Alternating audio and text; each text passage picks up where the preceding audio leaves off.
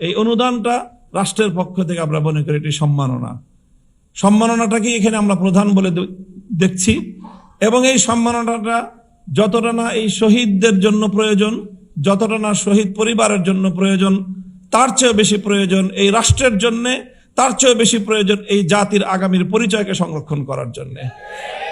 24-এর যে গণ অভ্যুত্থানের মধ্য দিয়ে বাংলাদেশ দ্বিতীয়বারের মতো স্বাধীনতা অর্জন করেছে বলে আমরা মনে করি 2013 সালের শাপলা চত্বরেই সেই গণ অভ্যুত্থানের ভিত তৈরি হয়েছিল।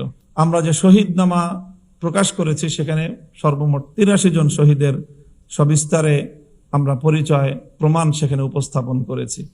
আমি বারবার কথা বলছি যে এই সংখ্যা প্রকৃত শহীদের সংখ্যার চেয়ে অনেক কম, এবং সবচেয়ে দুঃখজনক মর্মান্তিক বিষয় হলো এই বহু শহীদকে এমনভাবেই নিশ্চিহ্ন করে দেয়া হয়েছে, তাদের লাশগুলোকে এমনভাবেই গুম করে দেয়া হয়েছে যে বাংলাদেশের ইতিহাস, পৃথিবীর ইতিহাস কোনোদিনও সেই শহীদদের পরিচয় শনাক্ত করতে পারবে না।